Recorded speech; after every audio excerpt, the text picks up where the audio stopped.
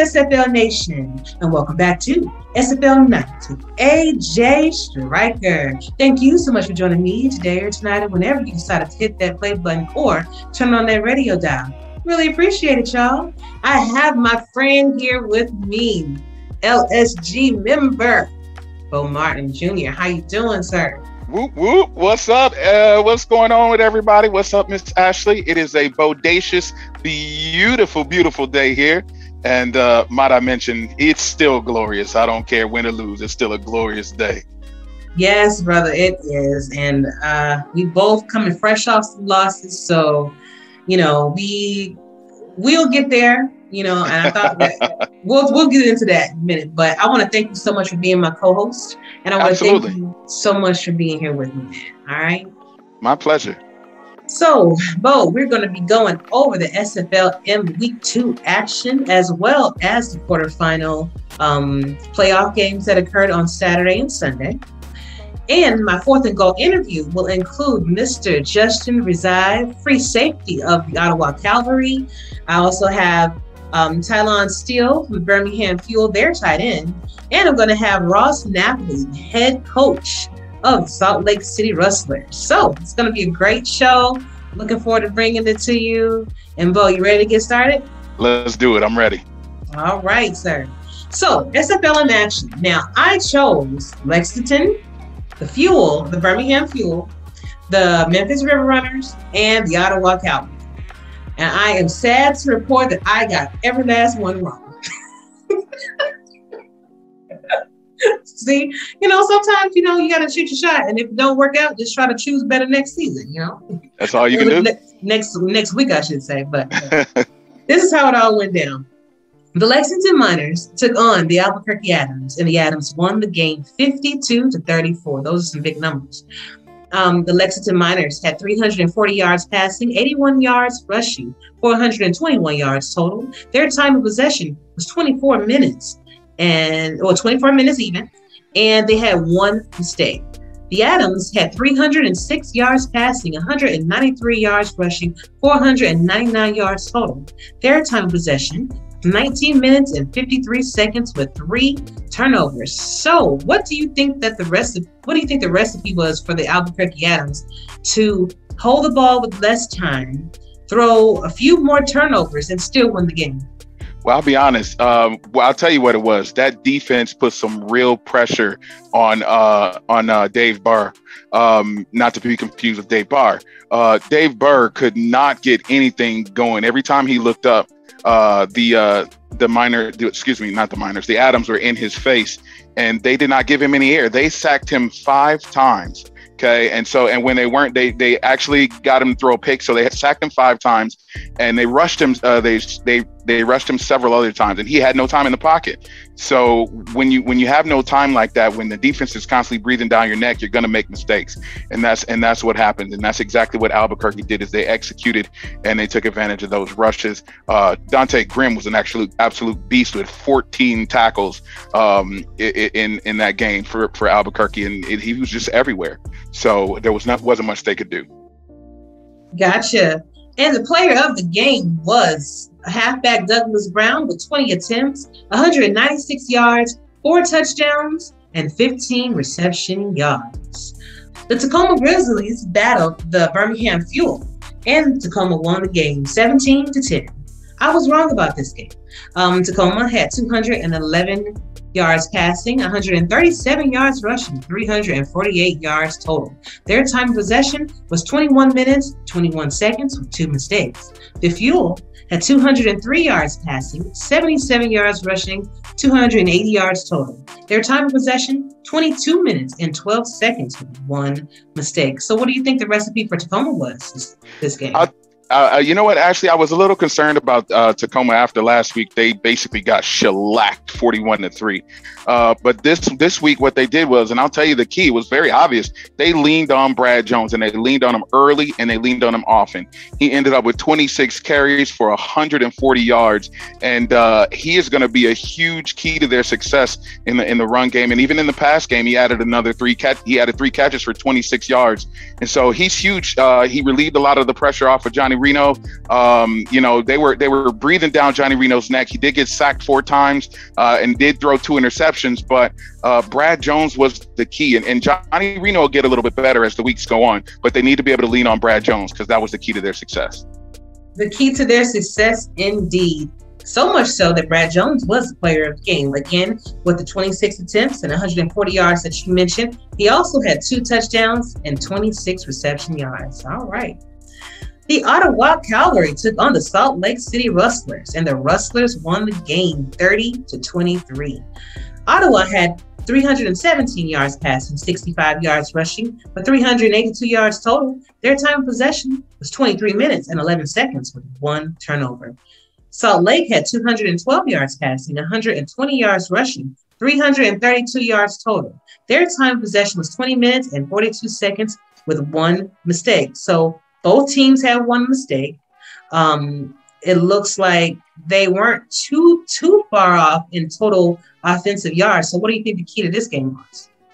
Well, the time of possession, first of all, was a big factor for Ottawa. They had the time to do things, but they couldn't execute. I took a look at their third down percentage. Their third down percentage was actually, I take that back. I took a look at Salt Lake City's third down percentage, and you would think that Ottawa would have the advantage there, but Ottawa looked a little bit lethargic in the run game, and I think that's what made them fall short. Perhaps it could be a little bit rusty because, last week they had a bye, so they maybe weren't quite ready to get into game there. Salt Lake City looked ready to go. They were chomping at the bit after that bitter loss last week to Madison. I know they weren't very happy about that. Most things, to be honest, most things looked pretty equal. Like you said, the biggest difference, Ottawa could not get a run game going. And I think that's what ended up doing them in is Salt Lake City was slinging the rock, and Salt Lake City also had 120 yards to rushing to add to that. And that's where Ottawa could not keep up. Once Brooke got going, there was just no stopping. 21 carries for 115 yards. Perfect. The player of the game was wide receiver Kelsey Brown. 7 receptions, 135 yards, 1 touchdown, and 19 yards per catch. Fantastic job. The San Jose Flight took on the Memphis River Runners, and the Flight won 26-13. I was wrong about this game too. San Jose Flight had 267 yards passing, 108 yards rushing, with 375 yards total. Their time of possession was 21 minutes and 26 seconds with 1 mistake. The Memphis River Runners had 188 yards passing, 85 yards rushing, 273 yards total. Their time of possession was 22 minutes and 2 seconds with 2 mistakes. So not only did they have 2 mistakes, they were only held to 85 yards rushing in comparison to San Jose with 108. You think that was the catalyst? I was a little bit surprised by this one, Ashley. I'll be honest. I mean, you've got the presumptive first overall quarterback off the board next season or next draft with O.J. Bruin. He went 26 for 38. He had an okay day, 26 for 38 with 188 yards. I think what gave away the game for Memphis, 0 touchdowns and 2 interceptions for OJ, which is a little bit uncharacteristic for the second year SFLm player. And, I got to imagine he'll rebound next week. But when you've got Joseph Green, basically all he had to do was manage the game, which he did. Nothing spectacular. He went 23 for 32, 267 yards with 1 touchdown and 1 interception. But the only thing he had to do was manage the game and let Jimmy Hazard do what he does best, which is running the rock. And Jimmy Hazard pretty much took over from the running back position. He, 21 carries for 112 yards. He allowed Joseph Green to just kind of sit back and manage the game. And that's the reason why San Jose walked away with the W on this one. And that was the reason why Jimmy Hazard's #PugPower was the player of the game. He did have 21 attempts and 112 yards. He did have 1 touchdown and 89 reception yards. So those are some great games to watch, man. I think that this round of rookies, not to say anything negative about any of the rookies in the past, but I think that these games are actually like watching major league games in the sense that they're putting up large numbers, hard hitting. It just seems like you have a bunch of, major leaguers out there playing. So they're definitely going to be able to find a spot in some Absolutely. It's kind of like college football has come so far in the last several years. A lot of these players that are coming out now, they're game ready when they come out of college. And it's the same thing going on in the SFLm. A lot of these guys, when they come out of the SFLm, they're going to be game ready. And I'll be excited to have them. Definitely. So week 3 of the SFLm action will take place on Friday, April the 30th, and will be shown on SFL's YouTube channel. And the schedule goes as follows. The Tacoma Grizzlies will be taking on the Albuquerque Adams. That's going to be a really great game to watch. I think I'm going to go with the Adams on this one. What about you, Bo? Yeah, I'm going Adams on this one. I really like what Tacoma did this week, but that Adams, they look serious, putting up a 50 burger on Lexington, who is no slouch. They look like the real deal. I'm going Adams. Definitely, with the former champs at that. Yeah, definitely. The Birmingham Feud will be taking on the Salt Lake City Rustlers, and which should be a fantastic game to watch as well. But I think I'm going to slide with the Rustlers on this. What about you? I'm concerned about Birmingham. You know, you got the defending minor league champs starting out 0-2. I understand that there's a lot of turnover, but I'm concerned about them. They're 0-2. And I believe that this is the week they get it together. And, I love my Salt Lake City Rustlers, but I got to believe Birmingham had a coaches only meeting and they're getting it together. All right. Sounds good. The Lexington Miners will be taking on the Ottawa Cavalry. And I think I'm going to go with Lexington on this one. What about you? Yeah. I don't know if you know this, but I'm all on board with Bailey O'Shaughnessy. And he seems like the real deal. Ottawa, they put up a good fight this week, but Bailey O'Shaughnessy is the truth, and as long as he can get involved in the game, I think they pick up the win. Fantastic. Lastly, the Madison Lynx will be taking on the San Jose Flag. Should be a great game, but I think I'm going to actually go with San Jose to win, probably to 3 to 7 points. What about you? Okay. Well, I'm gonna go with Madison here. I saw what Madison did last week. They fought to the very, very end, and they were able to put up that last second field goal to win the game. And I believe Madison is going to take this one, so I'm going with Madison. Awesome, man. Awesome. And Memphis will be on a bye this week. And guys, please understand that if you don't like what I say, don't get mad at me. Just prove me wrong like y'all did this week. Every last one of y'all prove me wrong. So, that's all there is to it. That's right. And if you want more information about the league, about podcasts, about our articles, about how we operate, visit our website, www.simulationfl.net for more details. And you can even join our Discord from there. All right. So now on to the quarterfinals action that took place on Saturday. Do we have to? It's Sunday, right? These are the times, man. These are the hard times. But let's just go ahead and get it out the way.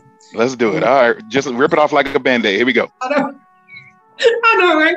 The Lone Star Glory. Why we got to go first? I don't want to go first. Because you went first.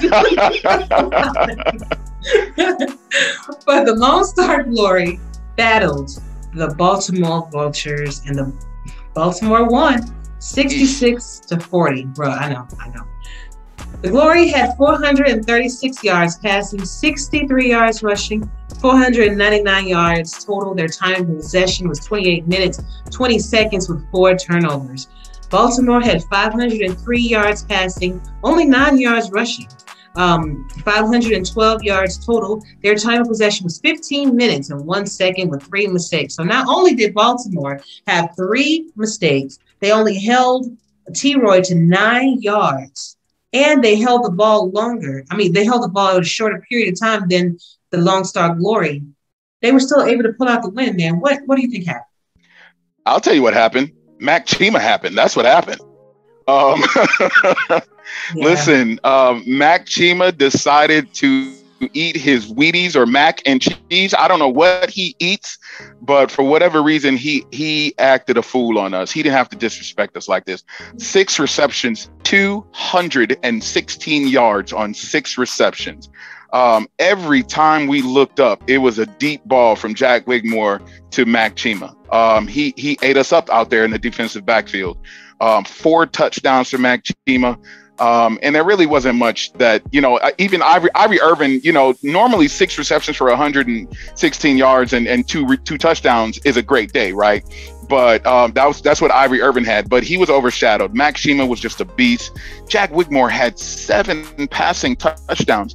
And the reason why the time of possession was so lopsided is because every time Jack Wigmore dropped back into a 7-step drop, it seemed like he was launching the ball 50 yards down the field. And we just didn't have an answer for that. And so the short and sweet of it is, Baltimore is the season 15 champions for a reason.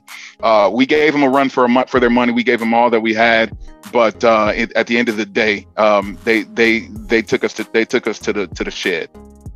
Yeah, but y'all put up a good fight, man, the way you could. And your season, for you all to go through as much as you had this season and still be able to make it to the quarterfinals, man, there's no slouches in this. Oh, I'm super proud of my Lone Star Glory. All of us, every single one of our Lone Star Glory. We fought, we played hard, and I'm really excited about the future of this team. Awesome, man. Player of the game was, in fact, quarterback Jack Wigmore. With his 25 completions for 31 attempts, 498 yards, 7 touchdowns, and a quarterback rating of 131.5. The Fort Worth Toros took on the Vancouver Legion, and the Vancouver Legion won 31-26. Fort Worth had 228 yards passing, 27 yards rushing, 255 yards total. Their time of possession was 20 minutes and 3 seconds with 1 mistake. Vancouver had 290 yards passing, 76 yards rushing, 366 yards total. Their time of possession was 23 minutes and 32 seconds with 5 mistakes. So again, Vancouver was able to make 5 mistakes. They had more rushing and more rushing and more passing yards. But you would think that because of those 5 turnovers that they would have lost the game, but they pulled it out. And how do you think they did that? Well, you know what? The Vancouver receiving core is special. Yeah. And in this, the crazy part is that's not even a secret anymore. Everyone knows it. Everyone knows what Vancouver's receiving core is going to do. The problem is trying to stop it. Enter one of, if not the best defenses in the SFL with the Fort Worth Toros. And Vancouver was able to just pick them apart. They went down the field. They took their time. There was some bombs down the field, yes, but it wasn't like Baltimore did to us. They took their time. They went down the field. Vancouver ended up with 21 first downs for the game. So they took their time going down the field.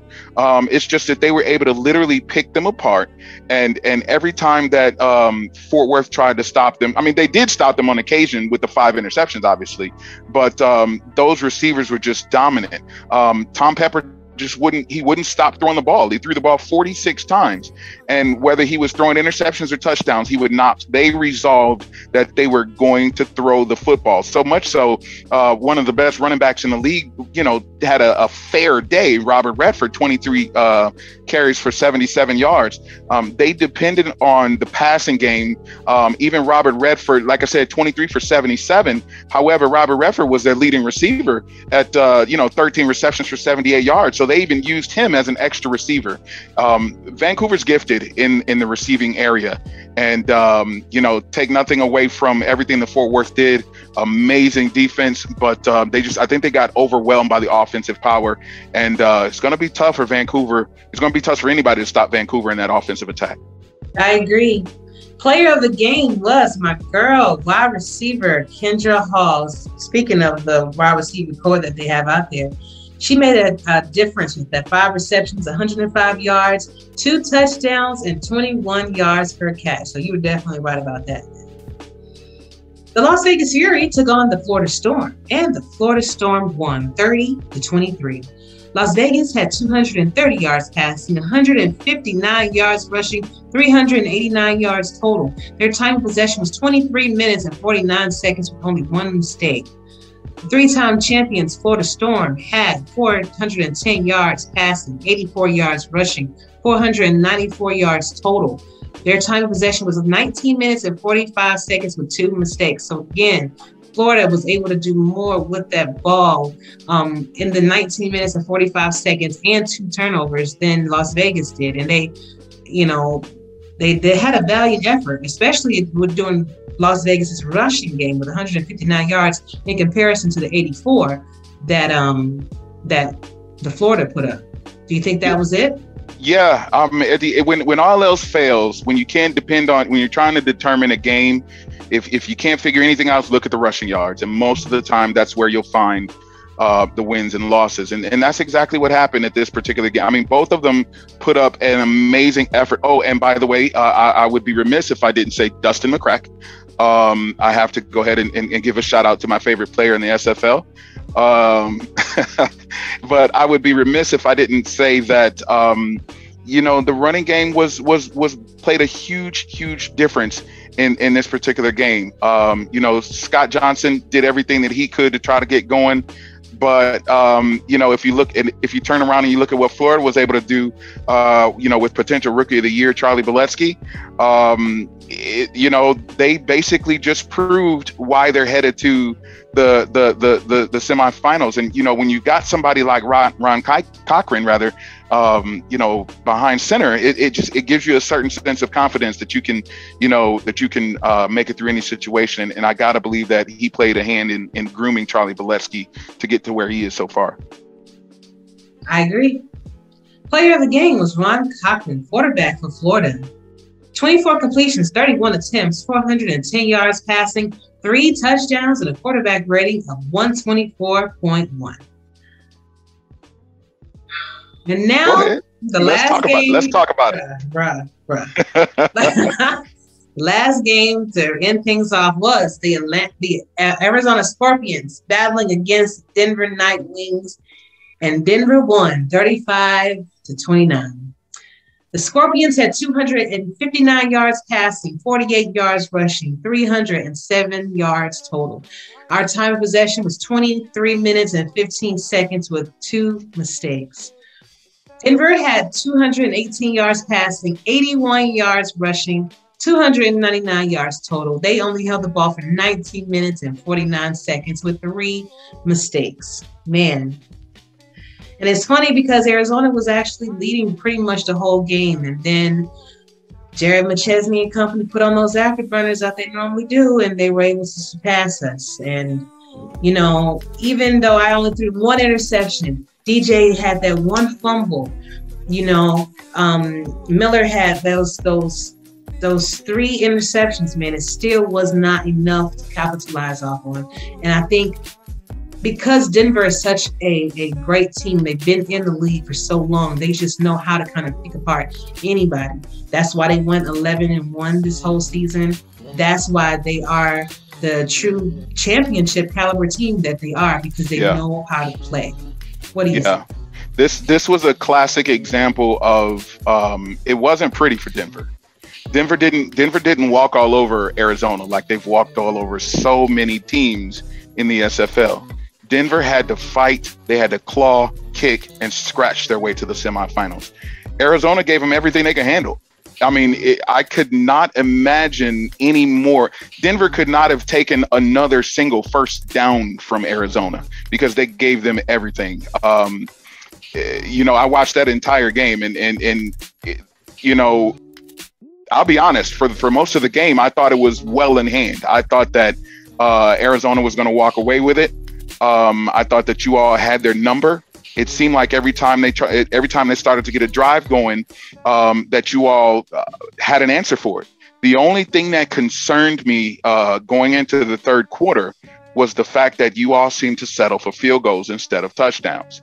And when I think about a team of Denver's caliber, that's something that can come back to bite you. And that's exactly what happened.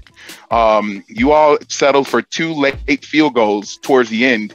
And I noticed how aggressively Denver was playing. And then I noticed it seemed a little bit like maybe perhaps you all were kind of shying back a little bit. Denver went for it on 4th and 1 from their side of the field. That's how aggressive Denver was being. trying to get this win. You guys literally had them on the ropes the entire game. But I think that Denver was just a little bit more aggressive, and perhaps it has to do with the championship caliber, or maybe they just decided they're going to go all out and they're going to lose or win, whatever they do. But you guys had them. You gave them everything that they could handle. But that Denver is a championship caliber team. And I gotta say, kudos to anybody who can beat them. I'll put it like that. Definitely. And to my squad, we gave it our all. And yeah, you guys have nothing at all to be sad about. You took the #1 seed to the brink of extinction. That is absolutely amazing. So you guys have a lot to rest your hats on, and you should feel really, really good about going into the next season. And Denver is running out of their stadium excited that they snuck off with a victory, because they know they snuck off with that victory. And kudos to them for never giving up too, because they could have very easily given up and conceded defeat. So but that championship medal wouldn't let them do that. And so kudos to Denver as well. But both teams have very bright futures out there in the West. Absolutely. And I just want my guys to know that we're going to come back better and stronger next year. And who knows, we probably make it to the semis as well as probably win the championship. So never give up. But kudos to Denver for giving us a great game, a very emotional game. Yeah. Excuse me. No, I believe you. Trust me. When you fight as hard as this is going to sound callous, but we lost by 26 points, right? So our game was over by the fourth quarter. So we weren't in the expectation of that victory. We hoped for it, right? But when you're down by 26 points, you're kind of hoping against hope. For you guys had the victory in hand, and you guys, Denver snatched the victory from you, right? Yeah. So it's a little bit easier for me to handle my loss. First of all, because I'm not as vested as you are as a GM. I didn't input on the playbooks. But second of all, you all had the win. You were there. The last lead we had in a 66-40 loss, the last lead we had was 9-7. So we were up 9-7, but after that, we never led again. So I had that whole game to get ready for my loss. Yours just happened. And you literally are still trying to come to the realization that, you didn't win because you had the game. 99.9% of the game was yours up until that very last quarter, the last couple drives. So tough loss for you guys. Denver knows they got away with one. They know they got away with one, and but that's the reason you play the game, and that is the reason you never stop fighting. And I looked in Denver's, I was watching the chat scroll by, and Denver players, they never stopped fighting. They never gave up, and they kept it positive, and they kept encouraging one another, and you guys did as well. But that's the thing. You guys were in the lead, so it's easy for you to be positive. Right. But, never give up on your team, even when you're losing, even until the last play, until it's zeros on the clock and you're wishing each other a good game. You never give up. 0.00 always. But Denver, congratulations. Yeah. Kudos to Denver. Absolutely. Player of the game was running back, and somebody I knew he was going to have an issue with.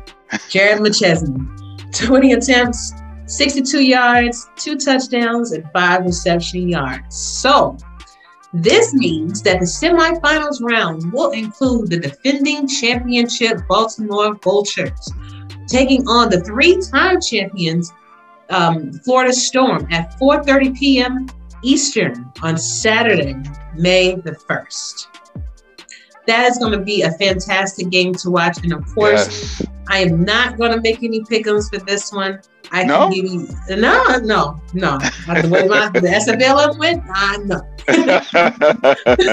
But I will say that Baltimore, the art of defending champions, TJ and T-Pat find a way to pick apart people. And if you're not careful, they will. And Jack Wigmore will throw all over you. You have Ivory Irvin making those fantastic catches. You got Mac Chima that's eating Wheaties every day. I'm still looking over my shoulder like it's Mac Chima. I'm driving down the street and all of a sudden a car go blowing by me. I'm like, is that Mac Chima? Like every time I look up, I feel like when something goes flying by me, it must be Mac Chima. Like I don't know. So you're right about that. And then you got the Florida Storm, man. 3-time champions. That you do not get 3 championships, or you don't win 3 times for nothing. Yeah.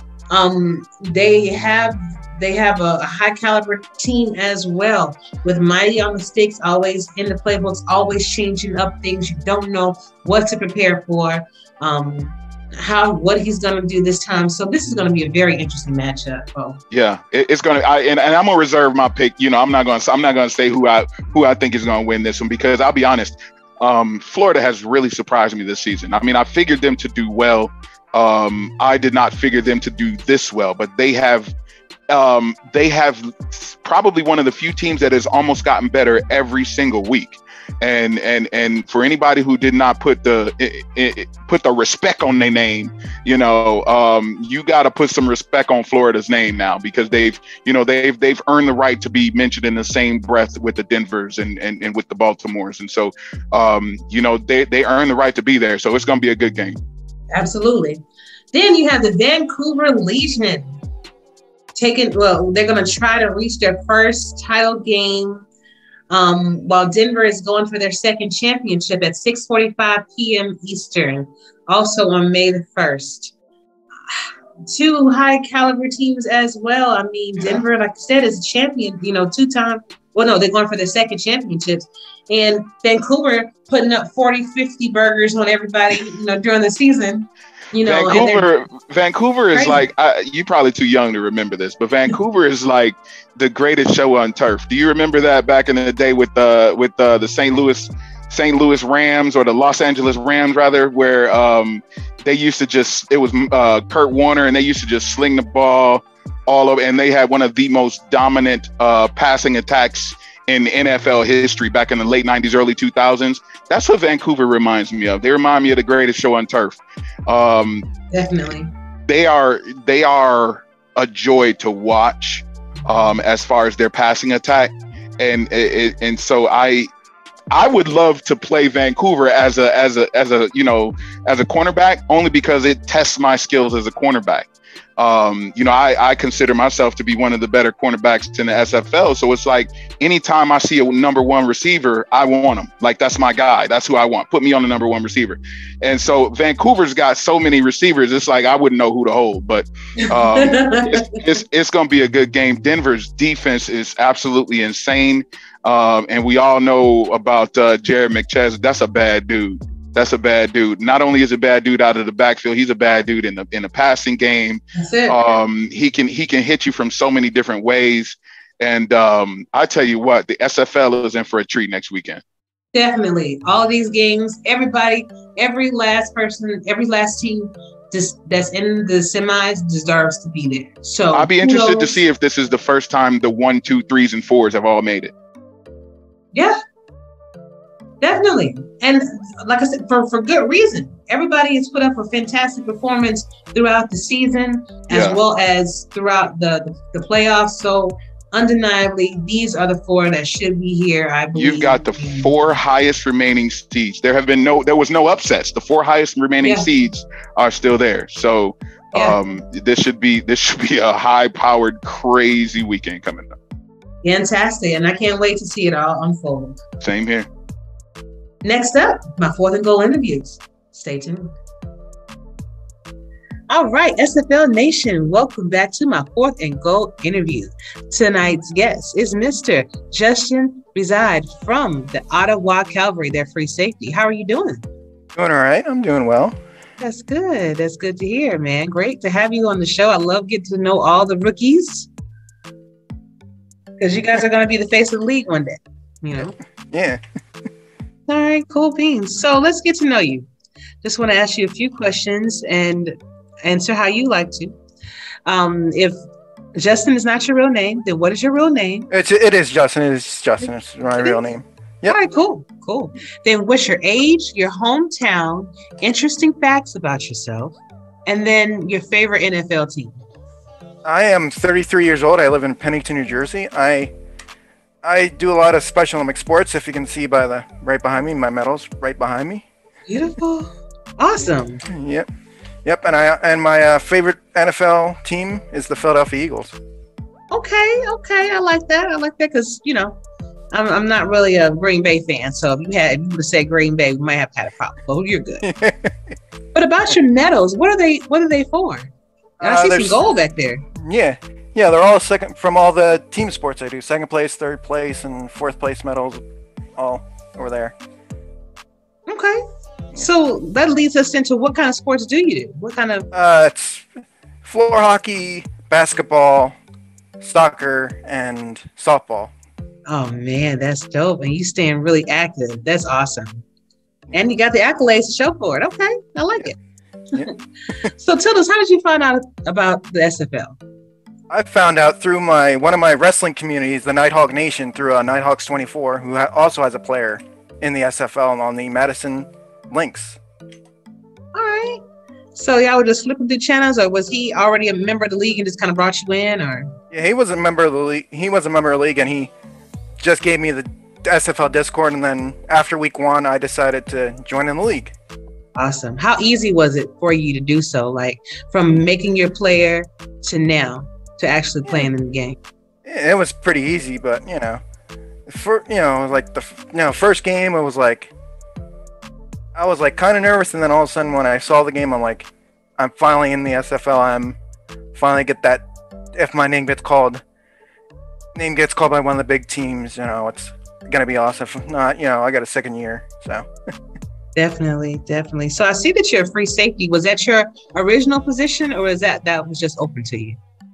It was just an open pick for me. It was just an open, just a pick for me because when I did flag football in Special Olympics, you were on both sides of the ball. So.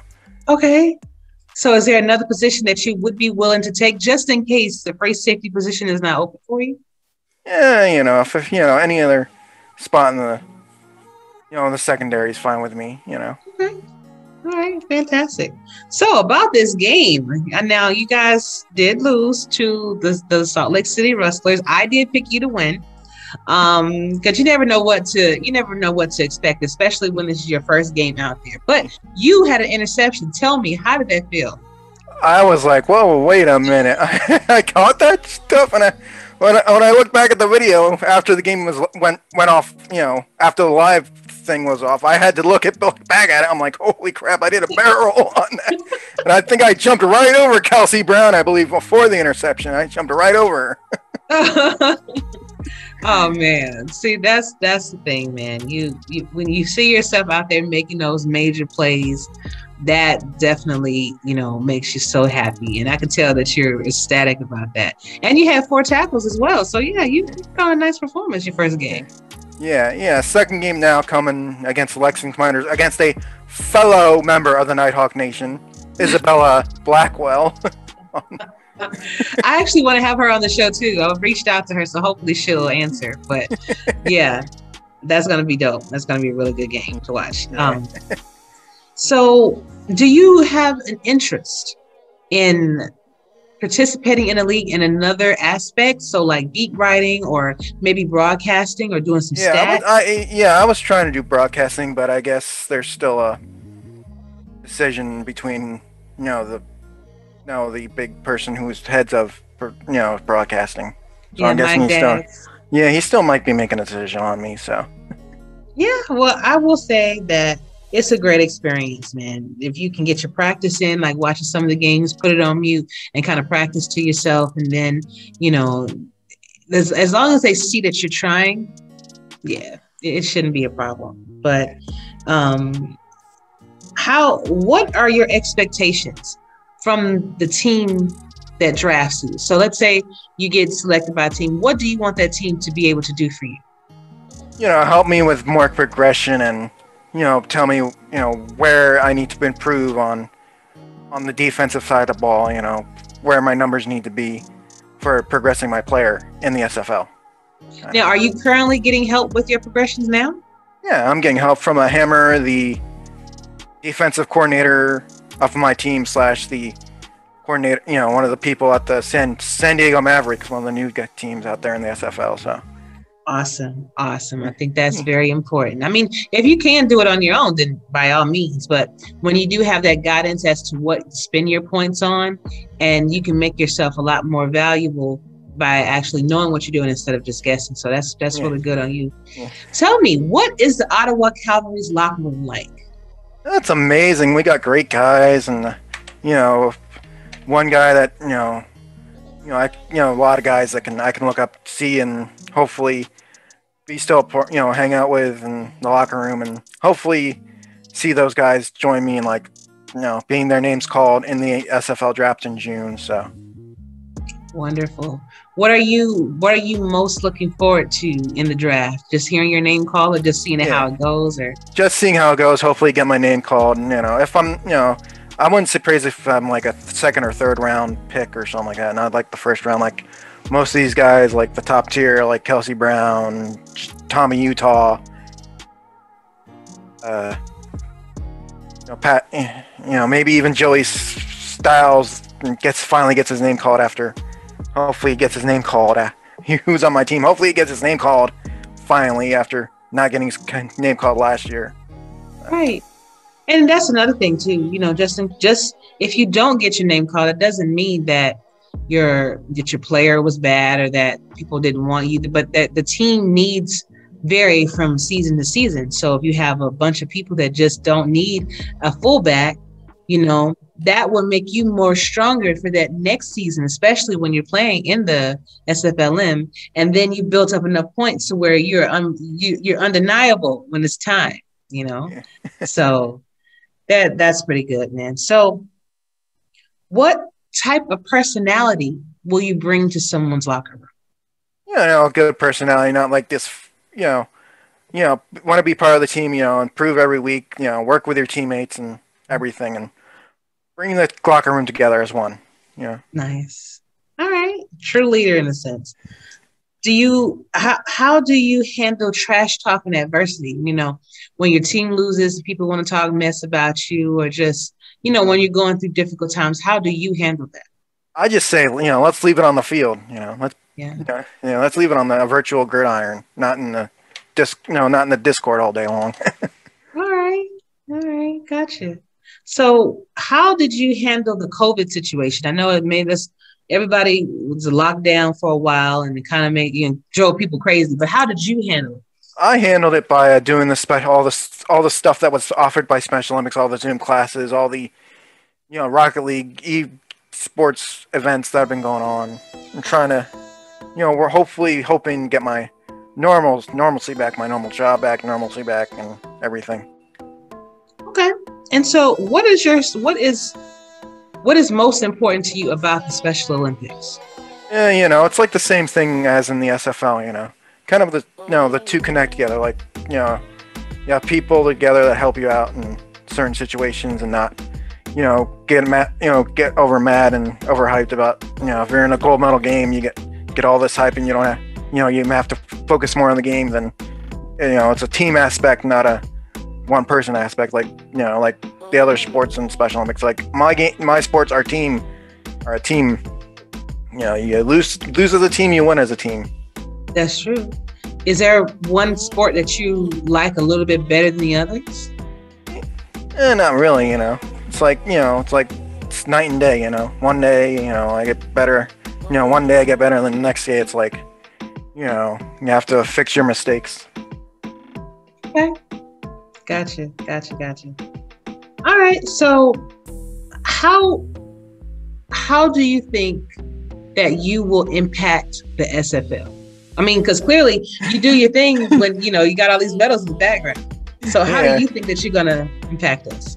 Yeah, I'm going to, just play every day, make every down count, and every single play, make sure I get every single play down and not make mistakes, or get the wrong, cover the right person, and play that center field like I did last night. Yes, you did. You try to get as many. You got to watch you. You're going to be one of the people to watch, because if any quarterback's going to be throwing your way, they may have a problem. It's a whole no-fly zone right over there. So, but man, Justin, it was a pleasure meeting you. And of course, I invite you to come back anytime that you want to be on. Let me know. I'll be happy to have you. And even like during the drafting process, if you want to come back and, once you get drafted to a team and share that experience with us, we would love to have you. Okay. Okay. Thank you for having me, Ashley. You're very welcome, but I cannot let you go without giving you the last word. So that can be a song, that can be a poem, or that can be a simple shout out to anybody that you want to in the league or anywhere. Right now, Justin, the floor is yours. Yeah, I would like to give a shout out to everybody who is in the SFL part of the Nighthawk Nation. I love you guys. We're a team. Hopefully we'll get drafted together in the SFL. Maybe together on one team, maybe on separate teams. Who knows? Let's make sure we make an impact in the SFL all together, even though we're on separate teams. And that you will, my friend. That you will. Looking forward to seeing you out there in the field next week, okay? All right. All right. Thank you, Justin. Yep. You're welcome. Bye-bye. All right, everybody, and welcome back to the second part of my Fourth and Goal interview. Tonight's guest is Mr. Talon Steele, tight end for the Birmingham Fuel. How you doing, sir? Doing great. And not correction, but it's Talon. Talon? Talon. You know like what? Thank you. Hey, helps me catch. Hey, these claws help me catch balls. That's all that matters. You definitely gonna need them. Yeah, I got some good passes thrown to me this week. I may have had a couple misses there, but it's coming along. Exactly, and then you have room to grow. Like just starting off. So with the progressions and everything that's going to kick in, y'all going to be a force, definitely. Yeah. But let's get to know you, sir. So, give us your real name if you choose to, your age, your hometown, some interesting facts about yourself, and your favorite NFL team. That's easy. Okay. Real name is Angel Molzer. I'm out of Nashville, Tennessee. Facts about me, I'm an interface developer. I have one beautiful little daughter, 8-year-old, single dad. I played all kinds of sports. I played rugby for 15 years. I played semi-pro for Louisville. And, I'm in the gym as, pretty much as I can be in there. And I just love sports. I mean, football is my thing. I played soccer 15 years, went to college for it. Just love sports, love football, the environments that we have with the communities with Discord and, Twitch and things now just give us the ability to reach out to people that we wouldn't really know. And for me, it's a great environment to meet people, have those relationships. It started out with gaming. I used to be a big time gamer, like MMOs, World of Warcraft, those kind of games. And just for the camaraderie, the friendships, that you build through those relationships. And those are the key factors, that I am, all about. So now if we go with NFL teams, I'm not going to lie. I'm originally from Oceanside, California. So I got to rep my Chargers. Okay. So, it's my team, man. Justin Herbert, Joey Bosa. So like I said, I love football in general. I mean, I've been playing fantasy football forever too. That's another thing I love, and I ride or die every bit with it. So, anything to deal with football, I love it. That is dope. It's funny because I had my first crack at fantasy football this season, and no, I didn't do too good. I mean, I had Tyreek Hill, and I was like, yes. And then everybody took everybody else I wanted, so I was like, okay, well, it's gonna be. Actually, I had Tyreek Hill and I had Todd Gurley. Okay. Yeah. So that was a rough one right there. It was. But hey, at least I tried it. I know kind of what to do next time, so it'll work out. But you said you play semi-pro? Yeah, for Louisville Club. I play rugby. So okay, so sevens. Okay, so what is your experience playing rugby? Because every time I see it, it looks just dangerous. It looks like football, but just more dangerous. It's a brotherhood. We're all real close. It's pretty much what it is. Like, we lived in a rugby house together in college, and it's just about the brotherhood and being together. And yeah, we acted pretty dumb most of the time. Can't say that we didn't do anything stupid on the field. But it is, we can be on a fight, and you can fight somebody on the field and then go out drinking with them later at night. It's the same thing. It makes no sense. It made no sense when I started. But I started in high school, and I was a hooker. It sounds kind of funny, but that's the position on the field. it's just fun. I mean, it's more like soccer, but with tackling with no pads. You know what I mean? So there's a strategy to it, and you got to have great cardio. So it's just nonstop, and it's just fun. I mean, everybody gets hurt. There's no options of not getting hurt. So I bet, because you don't have no protection. What the heck are y'all doing out here, man? But you don't need it. Okay, you don't need it.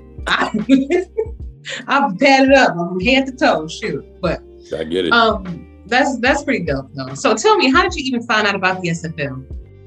Tazzy Blackwell, who actually plays for the Birmingham Fuel, also. We are actually in a simulation wrestling league. Also, there's several Blackwells now that are actually in our league in the minor side, and they all came from the same thing. So we all kind of came together and bringing that, the family environment that we have there to here, and kind of all doing it together, and making this community part of what we believe in and enjoy. Fantastic. So your game, man, you suffered a loss, trust me, I know the feeling, brother. Like we just lost Denver. So trust me, I know pain and everything that comes with that. But they did give you the ball one time. You had 14 yards. So when you saw yourself catching that ball for the first time, how did you feel? Amazed, but I need more. I just love it. I love, the hits. I like taking the hits, and, coach put in some plays that really, will utilize me down the road as I progress. And, we got a great quarterback, we got Squarebush, amazing running back, and we got several, rookies that are there to help us out. And, we're coming along, and it's one of those things where, watching myself, I'm saying, under the lights and the cameras and and when I watched it after the fact, there's some things I could change and things I need to work on. And I know with the locker room we have right now, things will change, things will get better. Our coach is great. I can't say anything bad about him. Walked in, like I said, walked in the locker room first time, and, he greeted me as soon as possible. Started working on a game plan, on how to, progress and how to make myself, shine and do what I need to do for this team. Awesome, man. Awesome. And then y'all got what? You got like 6 more games. So y'all good. Y'all good. Yeah. Got plenty of time to progress and have those get that skill. Now let me ask you something. Sure. Did you want to be a tight end, or was that the only position that was available when you signed up, or? There was a need in tight end I saw in our league. So I've played everything from quarterback, wide receiver to tight end. I've even played on the defensive side of the ball. I played some DE, some linebacker and defense tackle. I mean, I'm not a small guy. I'm 6'7", 277, and only getting bigger every day. Trying to eat my Wheaties and make sure I, can make it on the box one day. So, and, to be a tight end, my name is Talon Steele, and, honestly, it takes nerves of steel to go across the middle and take some passes. I ain't scared to get hit. And I think that's what, people need, especially in tight end position. And honestly, whatever team it comes to, I'm a pretty big guy, athletic. I stay in the gym, I work out, I do a lot of cardio, I do what I need to do to fit any position. So when my number's called up, in the first round draft, when my number does get called, I'll be ready to take over whatever position they need me to take. I'll do what I need to do. Good. So that was going to be my next question. Were you dead set on a tight end position, or would you prefer, or if a team wanted you for any other purpose, you'd be willing to take? I'm not going to say it because I know everybody always says, well, I really want to be a kicker. I don't have the strongest leg on the kicking side. So throw me balls, let me throw balls, or let me hit people. I'm good with all of it. To be honest with you, I'll fill whatever position needs to be filled. I'm pretty athletic. I can do what I need to do. Fantastic. Do you have, before I go into this, how easy was it for you to sign up to become a player? And can you take us through that process for those who don't know? Yeah, very easy. Pretty much it was when I went to, sign up at the site and stuff, everything was just really laid out really well, very clear. Doing the subscription side of things, I know to be here for a while. So, I went ahead and did the 1 year rather than, like a month or anything like that. Cause I have no doubt, in this league and things I've read, did a little, before I fully signed up, I watched some of the YouTube and, watched some of the previous games and was able to follow, some of the players and things that were going on, with the league, kind of, played on the side a little bit, but it was too intrigued too quick. So I, wanted to jump right in. So got on the Discord channel and really started, joining up and doing the simulation. information and doing everything I need to do. And, you know, it was really smooth, really easy transition to get it going. And to be honest, I got picked up pretty quick. So, you know, didn't have to sit out there too long. I'm pretty happy about that. So fantastic. So tell us about the Birmingham locker room. What is it like? Camaraderie. There's a good brotherhood in there. You know I came in week 2 and we suffered a loss week 1. Reason why I guess I was brought in was to help out the tight end position, which, you know, we have a little bit of work to do. Coach is, you know, tracking us, doing stats on us, letting us know, you know, things we need to work on, and week to week, you know, giving us better game plans, and has a lot of belief in us, you know. And, you know, our locker room, you know, people like Tazzy Blackwell, you know, who I came in, you know what I'm saying, a week after her, but I've known her for a while. And, you know, we're here to strengthen that team. You know, I mean, I'm all about, you know, whatever team I play for. Right now it's the Fuel. And, you know, as long as I'm here, I'm going to do everything I can, you know, to better myself for the team. And, you know, just ready to fuel it up, you know, and make these wins. All right. Sounds good. So tell me, who is responsible for your progression? Are you solely doing your own progressions, or are you looking to the coaches to help you out? To be honest on that, I do what I need to do off the field when it comes to playing on the field. Coach Tom Blitz is, you know, Krieg is great. He's really, you know, putting that hand out there for us. Young, new to league, you know, don't know everything, and I'm learning every day. But he's actually helping us out, you know, and telling us where we need to work on ourselves. And, you know, your coach is the person you listen to. You know, you've grown up as a kid, same thing, you listen to your dad, your mom, you know, and at this point, if I want to excel and progress, he's doing everything he can to, you know, better me for, you know what I'm saying, doing better in the league. And so the coach is really pretty much, you know what I'm saying, showing us the ropes and getting us in there and helping us out, you know, and he's very wise at what he does, and he knows what he's doing, and I trust him. So. All right. Sounds good. 3 more questions for you. Sure. How do you handle adversity and the trash talk that sometimes comes with playing sports? I love the trash talk. You know, if there's, you know, you got to rile up the other side, and, you know, and I feel bad for the people on the other side of me. You know, I'm a big boy, and when it comes to trash talk, that's part of football, ain't it? You know, I mean, being, you know, talking a little smack, you know, hyping them up, hyping our team up, you know, and you know, I know I'm going to be one of the best tight ends in this league. So, I mean, there's going to be trash talk. Everybody's going to hate me anyway. You know what I'm saying? But at the same time, I'm here to do my job. You know, I ain't here to make friends. I'm here to win for my team, you know. And at the end of the day, you make friends with your respect. And I don't know. You know, I really don't feel like there's an issue with trash talk and adversity. It's about adaptation. You know, you adapt to the environment you're in. You know, you adapt to what you're doing and evolve. You know, and that's what we're doing every day. When we get to step out on that field is evolving. We step out on practice fields. We do things we need to do. It's about evolving and moving to the next level. Okay. Good things. Good stuff. Do you plan on getting involved in the league in any other capacity besides being a player? Do you want to scout? Do you want to coach? Do you want to be on the broadcast team or stats team, anything like that? I think every option's open this time. You know, I'm one of those people that just likes to, you know, be a part of whatever. And maybe sometimes I get into it too much. I get too involved, and, you know, but I'm willing to step up to whatever, you know what I'm saying, the league would need me to do. You know, I mean, it's, you know, coaching stuff's fun. You know, I mean, I just love it. You know, like I said, you know, I want to be a part of it. And when I step in an environment like this league, you know, I really want to be a part of it, you know, and if that means, you know, I get called up to help out and do other things, I'm ready. You know, sign me up. All right. Sounds good, man. This question is a two-parter. Sure. What type of personality will you bring to someone's locker room? And in turn, what are you expecting from the major league teams that decides to draft? I guess for me, it's the ability to grow in the locker room as well as on the field. Not just, you know, people, they're just not teammates. They become family. I want them to trust me that I'm going to do my job every time I get out there on the field. You know, if it's, you know, 4th down and 1, you know, give me the ball. I'm going to try to push over the middle for us and get us that extra. You know what I'm saying? I want my team to lead. You know, I want that trust. I want that respect.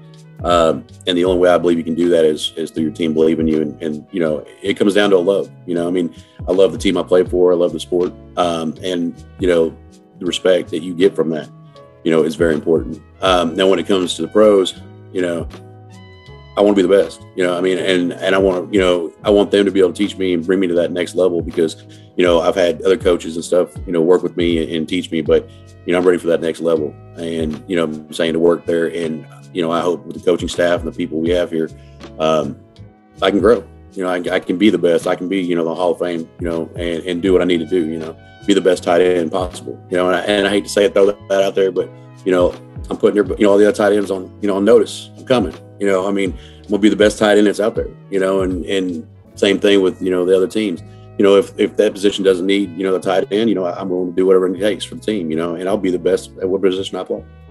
All right, fantastic. Now, I'm sorry, I always do this. I always think of one more question, like why. Sure, go ahead. Then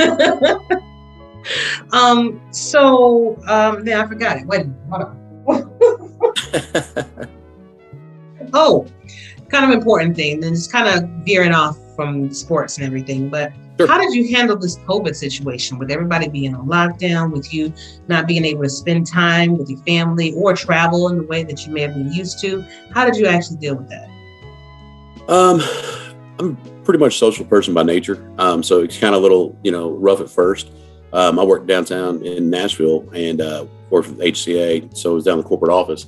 I actually like the fact that I get to work from home. You know, I get to be in my office every day. You know, I don't have to do much. I get up, you know, 15 minutes before I actually work, and I pretty much just roll over. You know what I'm saying? get into my office. But, you know, I can't lie. So I haven't worked, you know, shorts of work, you know, a couple of times, and I do Zoom meetings every day and deal with people. So I can't say I haven't thrown a polo on and had, you know, my PJs still on, you know. So, but other than that, it's been a lot more time with my daughter too, you know. And I know right now with schools and stuff, you know, it's rough, you know what I'm saying, for a lot of people to be home and take that time off for kids. And for me, it's been a luxury to be able to do that extra time, put that extra time in for her. And, you know, she's actually been going to school pretty much the whole time. So that's been good. But at the same time, being the video conferences at home and doing what she has to do with school, I think that was the hardest part. But it's been great for me. You know, I mean, I love my little girl being here. River is amazing, you know, and you know, it makes me happy. You know, she keeps me happy every day. You know what I'm saying? And it just gave me that more time. So I treasure that time because, you know, come next year, they'll probably go back to school and, you know, that time won't be there anymore. So I guess I try to look at the brighter side of it, you know, rather than, you know, I did lose my contract for a little while with work and they brought me right back. So, you know, and that made me kind of appreciate, you know what I'm saying, working full time, you know, because I think every day we don't always think about, you know, the not working like we do. We kind of underappreciate it, you know, and a lot of times we're like, I just want Friday to come, you know, I want to get paid and I want to be done with work. But at the same time, when you ain't got a job, you know what I'm saying, when you're used to working, you know, for 20 years, you know, it's rough, you know, and then you realize what the other side could be like. So it makes you appreciate things more with like God and things that go on in your life and, you know, those beliefs and things that you need, you know what I'm saying, keep you going that you neglect. And so it's been an eye opener for sure. Fantastic, man. Well, Mr. Steele, Angel, it is a pleasure to meet you, man. And it was great to meet you. Definitely have a spot back on the show whenever you want to, perhaps after you get drafted and you want to come on even before the draft and everything. Yeah. Hey, just let me know and I got you. Sounds awesome. I appreciate your time you took with me too. Anytime. And I cannot let you go though, without giving you the last word. So all right. that could be a song, that can be a poem, or that can be a simple shout out. Now I will say that Paulie True for the Albuquerque Adams had a whole track ready when I asked him that question. So I'm just curious to see what you're going to do, Mr. Steele. But right now, the floor is yours. I have no idea. Or maybe just a shout out just to my team, you know, and, you know, everybody's been great, man. I love you guys, you know, and, you know, thanks for giving me a chance, you know, to be in this league and do what I need to do. Big shout out to the league. You know, I mean, like I said, letting tight ends know I'm coming for y'all stats. You know what I mean? Defense, I'm sorry, man. I hate to run you guys over, but I'm going to do it. So I'll give a big shout out to you. You've been great. And I love talking to you. It's been amazing. Oh, man. Thank you so much. I just want y'all to feel welcomed in this league that I love so much. And I'm hoping that you guys enjoy your time here as much as I have, if not more. And honestly, I was going to dance, but then I thought maybe like no tap dance was good, you know. Hey, you know, we still got time. No, I'm good. I'm good. Nobody wants to see that. All right, man. Well, good to meet you. Looking forward to seeing your performance on the field. And again, come back whenever you like, okay? Most definitely. I appreciate you. Thank you. Anytime. Anytime, brother. Have a good one. Bye. All right, and now we are back with my final fourth and goal interview.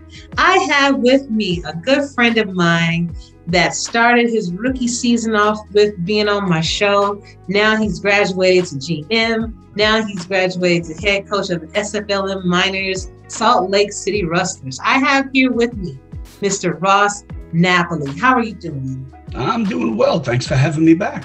Hey man, I'm glad you're back. And you know, I'm sorry it's been so long, you know, but it's better late than never.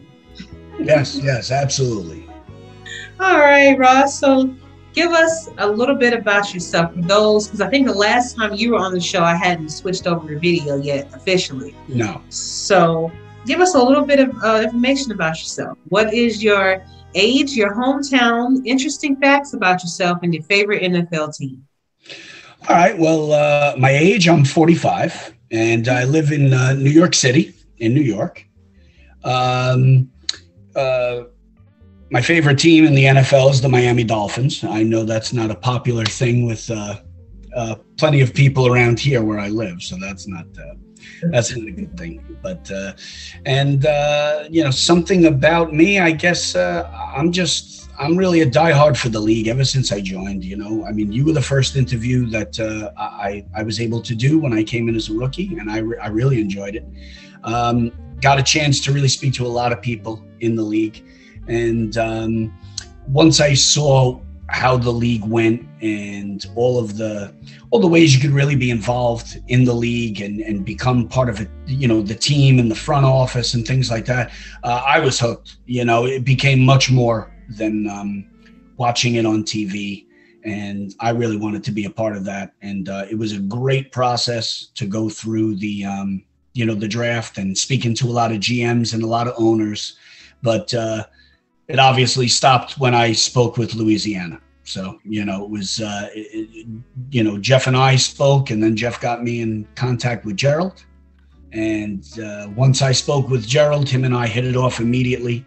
And we really, you know, we really seemed to be on the same page. And he liked the desire that I had to be involved in the team in other ways. We talked about a lot of things that could eventually roll out, which obviously people are being able to see this season. Being able to talked about the ways that I wanted to try to recruit players to the team. I talked about developing more content with the team, and obviously the newspaper came to fruition this season. Talked about getting more people involved in the front office and other people involved with the social media and things like that. And you know, it really went well. And you know, I'm loving it. I'm really having a great time. I can see that. And yes, you have made significant strides since our last talk. And I just want to say that I am proud of you. And, you know, you told me that you were going to make an impact and take this league by storm, and you have. You know, you stayed true to your word, and that's awesome. You know, so touching on Louisiana for a minute, you know, you are their defensive end to start. And now you're the GM. Are you still the defensive end over there too? Yes. Okay. Now the league actually, I don't see season 16 stats up yet, but you made a significant difference on the field. So in season 15, you had 12 tackles, 7 sacks, 6 assists. So what was the key to those 7 sacks? And were you solely working on your progressions, or did you kind of talk with Gerald and other management in order for that to kind of take place? And that you can't find season 16 stats up there because they're nothing to write home about. It was not a good statistical season for me this year. But that was all right. I didn't mind taking a backseat to guys like Derek Jenko and you know, Deontay Wilder, who is my son, had a really good season, as well as Luther Gahn. So I don't mind taking back seats to those guys statistically wise. But as far as progression wise, yeah, I lean totally on Jeff for that stuff. Jeff Melanishin is our progression guru, so to say, I guess. He works with everybody, putting on the progression plans and speaks with everybody individually. And I'm more than happy to follow the guidance of guys like Jeff, who have been in this league a lot longer than I have, know exactly what they're doing. And Jeff works well and close with Gerald as far as what's going to help the team on the field. So I'm more than happy to leave my players' progression in the hands of those guys to say, this is how we feel it's best going to help on the field. And I have total faith in those guys and the progression plans and everything that move forward. Like I said, Jeff's the guy who takes care of that. And I kind of follow what they lay out in front of me. Fantastic. And I was wondering, how did you come up with the idea for the weekly paper that you put out? Because I'm an avid subscriber, pretty much read everything that you've done, and you've been doing a fantastic job. So how did you get that idea? Oh, well, like I said, during the beginning of my first season with Louisiana, which was Louisiana's first season in the league, Gerald and I had talked about ways to grow the brand of the team. And we talked about different types of things. We talked about maybe team awards. We talked about more content, more social media presence, maybe possibly a team website. And then we had thrown out an idea, one time Gerald was like, yeah, it would be great to, have a newspaper or a magazine and stuff. We were like, yeah, that's stuff that we could get to. Obviously, with other things that were happening in season 1, when the suspension came down and the things had happened with Gerald and Shan and all of that stuff, it kind of really derailed all of the plans for the extracurricular stuff for the team. And the focus was more on operating the team as a whole and not worrying about, the extra stuff. So in this off season, Gerald and I were talking about, again, hey, how are we going to grow the brand of the team, and what are we going to do to make people really want to know as much as they can about us while promoting other teams as well. And it was really just in passing one night we were talking, and Gerald was just like, yeah, we should have that newspaper we talked about or something. I said, that's a great idea. 2 hours later in the conversation, we were ready to start a newspaper. It literally came up that quick. And then the ideas just started to flow. And Gerald was like, listen, I'm going to need you to take control over this. I do the coaching. I'm part of the scouting. Him and Mike, do the offense together. Gerald was doing the defense this year, the scouting, all of the hours that they put into it. Gerald was like, you got to be able to take this on, and you've got to be able to be consistent with it. Because if you don't think that you can be consistent with it, then we shouldn't do it. Because the last thing I want to do is put something out there and we do it for a week or two, and then whether people have interest in it or not in the beginning, I don't want it to just fall off, because we don't want to be known for that type of stuff. And I said, no, I totally understand. And I gave him his word I gave him my word that if we did it, that I would take full control over the paper, and that I would put a product out each week. And here we are 12 weeks later, and it keeps getting bigger, and plenty of people have contributed, like yourself, and your team has been one of the most cooperative teams we've had. There's a couple. Atlanta was very good, and Tulsa was very good, but Eddie was great, and you were great and gave us comments, and were able to do things with the paper. And yes, you were one of the first people to, respond to the subscription list. And it's going great. As of last week's issue, we send it out with current people that just joined again this week. We directly send it to 70 people a week. And that's wonderful. And of course, we also put it in all of the channels where people can find it. So we really, we've really grown it, I would say, and I'm glad to see that it's the type of thing that everybody's really catching on to it. So, I see people in general chat or in other things, screenshotting things from the paper and putting it out there, which shows us that obviously people are reading it. And they're enjoying it, and we really enjoy putting it out. So I'm real excited about it, and we have a whole bunch of good things planned for the off season now, because with the SFLm here and with the off season coming and It's all going to be new forms of content in the paper as well to keep everybody interested through the off season. I think that, first of all, 70 for subscriptions in one season is absolutely amazing. So kudos to you guys over there for doing your thing and putting out a good product and for putting it out regularly. And that is the key to anything. Even if you only had one or two people that read, as long as you keep up the good work and as long as you keep putting out a product, eventually things will catch on. Obviously it has. I jumped at the chance to be able to support, as I support every single podcast, every single article that we have here, because you guys take a lot of time to put these things together and a lot of effort. And so I think we all should do that, you know? Yeah, I appreciate that. Yes, it's always good to know that people are enjoying what they're seeing and they keep going back in. And every week we get a few more people who want it directly sent to them.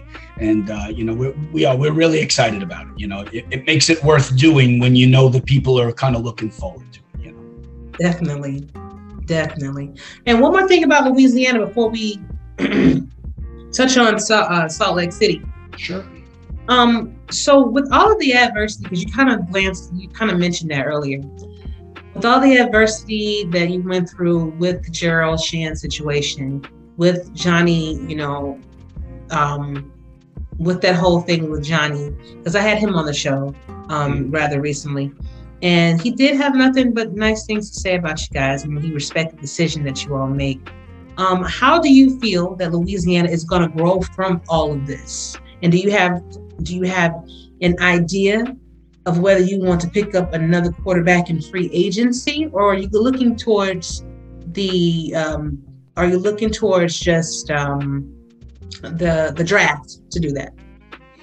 Well, I did see the show with Johnny on, and I watched it, and absolutely right. He had nothing negative to say about the team, and we have nothing negative to say about Johnny. I like Johnny. Johnny and I are friends. We haven't spoken in a while, so I don't know if he still considers us friends, but it was just things that happened there are just things that we prefer to stay behind closed doors. We were happy to see that Johnny feels the same way, and we're all looking for, I guess, that fresh start. As far as replacing the quarterback position, now that we're in the position that we're in, all options are on the table for us. We kind of went into the offseason with a mindset of probably feeling that we were going to address it in the draft. But now seeing a whole bunch of teams announcing, whether it's retirements or not re-signing players, that there's going to be a handful of quarterback openings, it really changes the dynamic of the situation, Now we'll be able to take the opportunity to maybe speak to some free agent quarterbacks that we didn't think would possibly be available. And we also get the luxury of sitting back and watching the Miners quarterbacks, kind of see how they handle their own adversity. A couple of them are now in their second season. I have one of them in Salt Lake. And these guys have shown a great deal of maturity in the progression of the league. I couldn't tell you how old some of these guys are, so I don't mean maturity in the sense of, some of these guys may be, older gentlemen. They could be kids or whatever. I wouldn't know. I haven't had the opportunity to speak to every one of them. But you can see how quickly they've understood how the league works and how as Coach Craven used to tell us when we were in San Jose, that you're more than the number next to your name. A lot of these guys come in thinking like it's Madden, and they're looking, if they're not rated in the 90s, they think their player is terrible. And what they don't realize is that number is not your quote unquote rating, so to say. It's basically your worth or your salary, right? That's how us in the front office consider it, right? I mean, their number is what counts towards our salary cap. And there are guys out there with numbers that are not impressive, so to say, if you're ranked 69.7 or a 73. Some guys will look at this and go, oh my god, that guy's terrible in a Madden, where in this game and in this league, you could be one of the top players at your position, because that number is not what we all look at as the value of a player.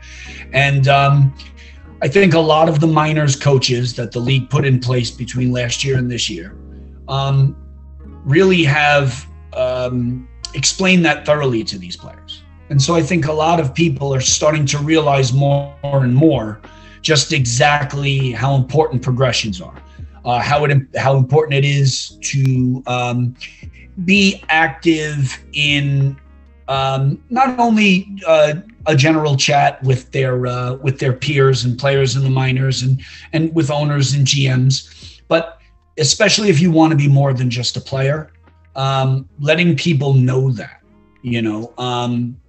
I remember somebody telling me when I first came into the league that, listen, if you're expecting someone to message you and say, hey, would you like to do all of these things for us? That's not going to happen. If people don't know that you're interested in doing something, or if people don't know that you have aspirations to be more than just a player, it's on the player to get that out there to the organizations, to the coaches, to the GMs. And so I think last year's coaches, as well as this year, have done a really good job about getting these players to understand that. And you can even see it in general chat. There's very little talk coming into this minor season 3 in general chat about how unhappy somebody thinks their value is, or how they don't feel like when they're on the field they're playing up to par, or doing, they're taking it for what it is now, and they realize what they have to do to build their player, build the progressions. And I think it's a great thing for the league, because it shows that these guys are understanding at a very early part of their SFL careers. So I've spoken to a couple of GMs and a couple of owners, just back and forth about players and stuff, because, being a coach in Salt Lake City, people reach out to me about my players, and, as I reach out to them about theirs. And guys are really harping on getting that information out, and everybody's real happy with the way this minors class, seems to be handling themselves. Definitely. I mean, they're putting up 50 burgers on people, and yeah. I've never seen that out of the 3 seasons that they've been doing it. Well, this is the 3rd season, but It's been wonderful ball to watch. And you can tell the enthusiasm and the excitement that these guys coming in the door have, and how much they want to make an impact on this league. You can tell in their abilities. You can tell the abilities on the field and the efforts that they put in, during trying to be a broadcaster or doing stats and all of this stuff. So that's awesome. And thank you for that, Ross. No, absolutely. So going to Salt Lake City, Rustlers, you came from the flight. Yes. San Jose flight. And I was wondering, how did that even come to pass? How is it that you became the head coach in Salt Lake, but not necessarily where your alumni is? How did that conversation come to pass? Well, originally when season 2 came around, the minors was going to expand to 12 minors teams. We were 8 when I joined in season 1, and Coach Craven was the coach over there. So in season 2, they were holding applications for people who wanted to be head coaches in the 2nd season, because they were going to have 4 new teams. So, of course, I jumped on the opportunity to do it because I'd like to learn a little bit about the coaching, but I also know my niche is in the front office. I love the recruiting. I love, talking to the players. I love the organization part about it. I love the developing aspect of it.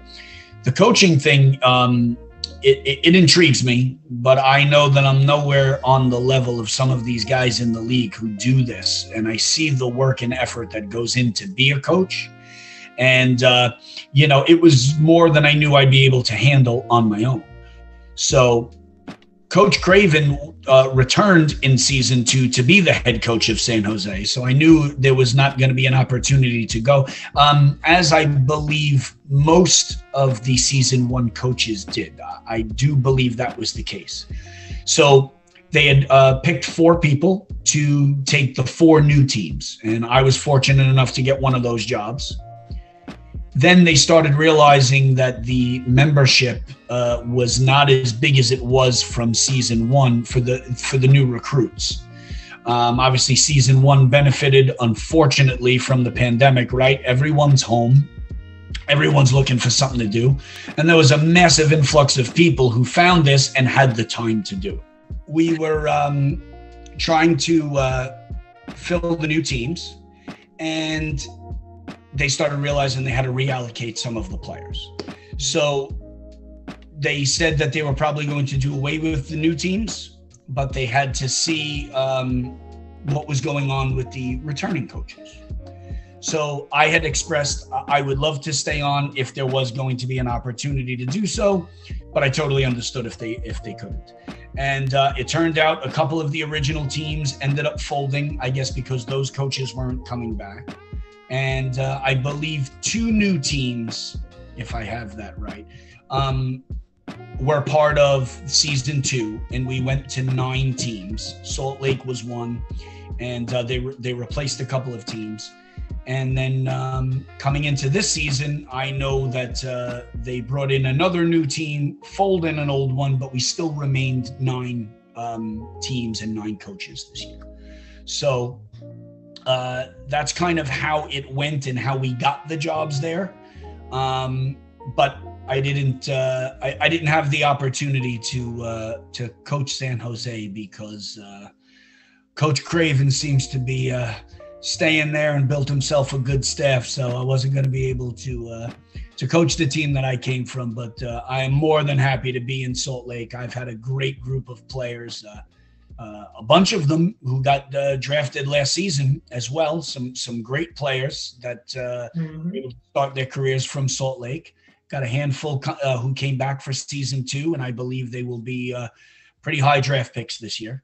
And got a handful of new players as well. So depending on the roster spots in the pros, I'm expecting a good amount of Salt Lake players to be drafted again this year. Yeah, and if they have you to look up to and to advise, I'm sure that they will, Ross. I appreciate that. Absolutely, man, absolutely. And I was kind of wondering about that, but you put that beautifully. Craven don't want to let go. That's all it is. You don't want to let it go. No, I've just seen some of these guys. It's unbelievable. Make some room for the new guys, man. What I'm saying. Nah. But no, and that's good that that opportunity still found its way in your lap, even though it wasn't with the San Jose Flight. It was still with another great team, with the Salt Lake City Rustlers. And you guys are making a run for you. You guys are doing your thing right now. So before I let you go, because I know that you're a busy man, and I do appreciate it. I was wondering, what are your future plans for the minors, for Louisiana, and in your own personal life, Ross? Well, I guess I can start with the minors. I'd like to continue to stay on for as many seasons as I could, if the league would have me back as a coach. I really enjoyed the time, with the minors players, and being able to, establish those relationships, as well as help, guys any way that we can. I have a great staff in San Jose. Look at this, Salt Lake City. See, you got me all tongue-tied now talking about my alma mater, that I missed it. But when I got the team, I brought over my twin screw, who, is with me in Louisiana, is in my eyes one of the better coaches in this league, and he gets the opportunity to control the offense in Salt Lake City. Chad Neville's another great guy. He's my defensive coordinator. And then I have other guys on the staff, be it scouts or just assistant coaches, and I want to make sure that, you know, that they get the appreciation that they need. I have Slim from Vegas with me on the staff. Wow. I have Mike All on the staff with me. I have Frank Wade, and excuse me, and I have B Robo with me. So we have a handful of guys from Louisiana because we work well together. We have a handful of guys from other teams, guys that I have formed friendships with from the day that I came in. And for as long as they want to be with me on my staff, I would love to continue to have them in the minors with me because they're all an integral part of the team. They all contribute in different ways. Between helping with progressions, just being there in the locker room is a big thing. You know, some of these guys I bring on the staff, I don't really ask them to do much as far as be there for the players, because there's plenty of guys that just have questions, and it's always just a different perspective, you know. So having a couple of GMs on my staff, having a couple of guys who are, you know, just players in the league, having guys who are coaching in the league, guys who have front office positions. I think that that's a great mixture for the minors players. And I really think that that's one of the reasons why the Salt Lake guys, be it progression or just the way they get themselves out there to owners. I think it was a big reason why Salt Lake had so many guys drafted last year, because I think my staff deserves a lot of credit on preparing those guys to get out there, do what they need to do to be noticed, as well as build their player so that this way they made themselves attractive draft choices. As far as Louisiana, you know, we're building. This was not the season that we wanted to have. Certainly not. There's no excuses on our end. There were teams that really turned it around from last year to this season. There were teams that couldn't win many games last year and won themselves some games, went to the playoffs, as a matter of fact. We were 9-3, and we were one game away from a championship last year. And now here we are picking in the top 5 the next year. It's not where we wanted to be. The front office and the coaching staff takes full responsibility for that. But the future here is bright. I've been speaking to a lot of free agents because we do have some unexpected holes that came up due to player retirements or just things that, you know, players moving on want to test free agency. And so it's been a real pleasure to actually speak to some guys and to see the excitement, regardless of the down season or any little controversy that may have surrounded Louisiana. There's some real excitement for people who say, like, I'd really love to come and play, you know, with Louisiana. And I've spoken with more than a handful of players. So is Gerald, so is Jeff, so is Robo. Well, you know, we are hard at work to build the right team here. And we expect to be back into the playoffs. Like you guys, sorry for your loss today. I was rooting for you. But, you know, we plan on being back there. We plan on winning our division next year and claiming our rightful spot as the, you know, best team in our division, because that's where we feel that we will be. As far as in real life, you know, I'm a family guy. You know, I have, as I was telling you, you know, I have 3 boys, 3 children. My oldest, Ross, is a player in the league, Deontay Wilder. He'll be retiring as player this year. He's one of the holes that we have because he's off to college and he just doesn't know if he's going to have the time. So he doesn't want to shortchange the team or the league. So, you know, that's one of the holes that that unexpectedly came up when he was accepted where he wanted to go. And, you know, my other 2 children are special needs children. They're on the autism spectrum. One's more severe than the other. So when I'm not working, I'm Mr. Mom, you know, I get to be home. So, you know, my wife is a nurse here in New York. She works overnight, 3 to 4 nights a week. So, you know, with everything that went on this year with the COVID pandemic and everything else, it's a tough balance, you know, but it also allows me to be here more for the team and for the league stuff because I have to be home. You know, I have to be home with my kids. I have to be home. So when I'm not working, I'm home here in the office in my house and with my kids. So it allows me to, you know, develop the newspaper and talk to players and do what we have to do. So in my personal life, what I'm looking forward to is continuing to be a big part of the league and for the Louisiana Revolution for as long as Gerald will have me. And you know, I'm really looking forward to big things, you know, in life and you know, here in the league. We're real excited all the way around. Fantastic. Okay, now since you mentioned your wife being a nurse, especially in New York, I was gonna leave it at that. I gotta ask one more question. How did y'all deal with the COVID situation, especially with it being so bad, you know, in New York? Like, how did you deal with that? How does she deal with that? It was tough, you know. It's better now, but it's certainly not gone.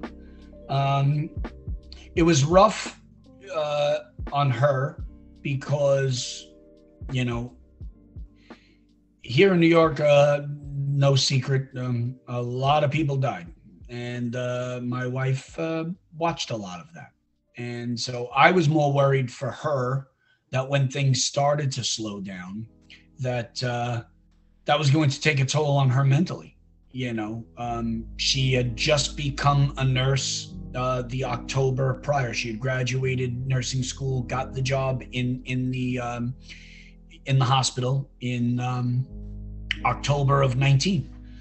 And then here we are by March, all of a sudden we have this pandemic and things were going crazy. So she was working crazy hours, more days than she should, constantly exposed to this, and the fear that she was going to, you know, bring it home. You know, my older of the two special needs children is considered nonverbal.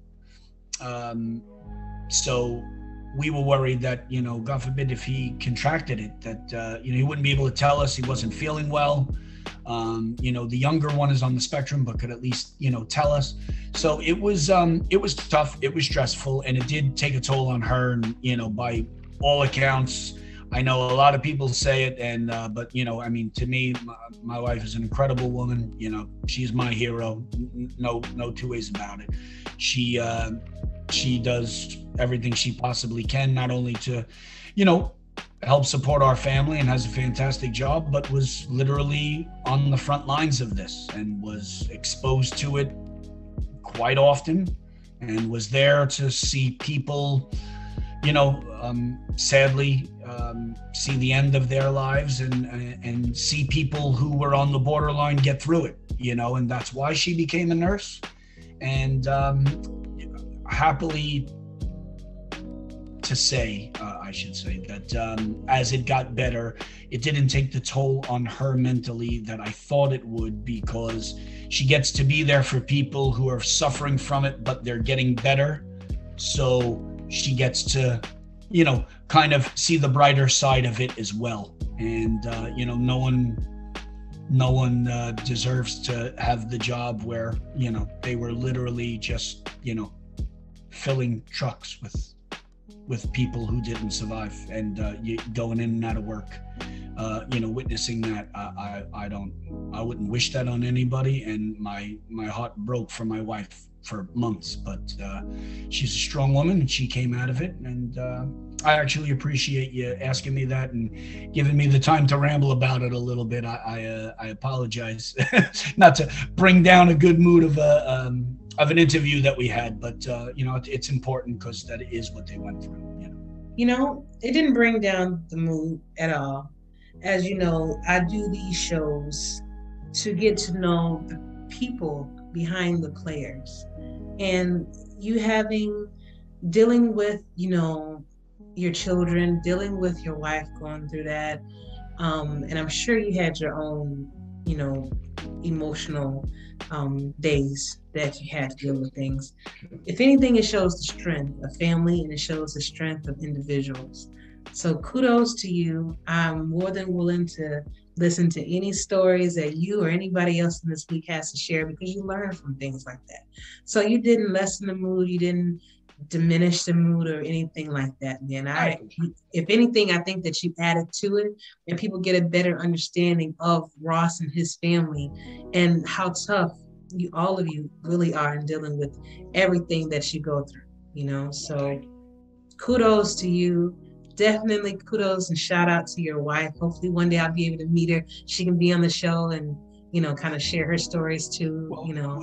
We're both going to Texas for the convention. I don't know how much around league stuff she's going to be around, but she's looking forward to being there. So beautiful. So hopefully I'll be able to talk to her then, and you know, and just get to know her too. But Ross, this was a fantastic interview, and I thank you so much for your time. And of course, you always have a spot on the show, man. You have something you want to share, or even if you want to just go over some of the SFLm action with me, I'll be more than happy to have you on, and Absolutely. We can do that, all right? But I cannot let you go without giving you the last word. So that can be a song, that can be a poem, or that can be a simple shout out. But right now, Ross, the floor is yours. And I believe you gave a shout out the last time, so a song or a poem would be absolutely wonderful right now.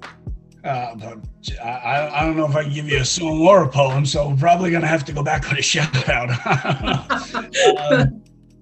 But I don't know. I guess I guess I would give a shout out to both staffs of both teams that I am a part of, because they really welcome me and what I bring to both. You know, my players in Salt Lake are real appreciative. They reach out, and my staff does wonders with those guys, really. So I mean, that I probably wouldn't have been asked to come back to be a coach the second time around if we didn't maybe show that we knew what we were doing. And that is all to my minors staff and those guys that I mentioned before. And Louisiana, you know, Gerald and Jeff for believing that I would be able to contribute to the team the way that I do. And realizing that I'm a man of my word, and when I tell them I'm going to do something, or if they ask me to get something done, you know, I do it. It's the way that I live my life. It's the way I run my business in real life, and it's the way that I take part of the league here. So my shout out goes definitely to both staffs and ownership in Louisiana. I thank the league for giving me the opportunity to coach in the minors, and I give Gerald and Jeff thanks for bringing me over there, and hopefully it all continues. I'm not planning on going anywhere. So fantastic. And I'm sure you're going to be making more of an impact than ever, you know, and I'm looking forward to see what you guys do this season in SFLm and in Louisiana. But I appreciate it. You're welcome. Thank you so much, Ross. I'll see you soon. Thank you. You're welcome. All right, everybody, and that is it. Thank you so much for joining Bo and I on the show this evening. I'm so glad to have you. Sorry for the emotion that I displayed, but, you know, this meant a lot. You know, it's passion. Well, you know, I listen, I'm from Wisconsin, so, you know, Vince Lombardi is all about emotion and passion. So, you know, I'm all for it. And I know how much you love Vince Lombardi too, you know. That's a whole nother story. Don't you do that. But special thanks goes out to Justin and Talon and Ross for being on the show. Really appreciate it. And again, big ups and thank you so much, both, for taking time out of your busy schedule to co-host with me. Do you have any last words? Absolutely. I just want to thank you again for the opportunity. You know, anytime I get to come on your show, I relish the opportunity. It really means a lot to me that you would think of me to bring me on. So thank you so much for that. You know, to all the SFLians out there, as I call them, to all the SFLians out there, you know, I really hope y'all enjoyed the show and everything that Ashley does for the league and these crazy games. You know, it's a great opportunity to get out there and see everything that we do. And you know, Ashley, your emotion just shows all the effort that really goes into what the GMs and the owners and you know, and the coaches, everything that you all do to make this league the success that it is. That's why that emotion comes into play, because you all bleed the SFL. And for that, we thank you. Appreciate you so much, Bo. I really do. And I'm looking forward to bringing you guys another great podcast next week, probably with Bo again. You never know who's going to be on the show. But Till then, y'all, stay safe, treat each other well. Striker and Bo out.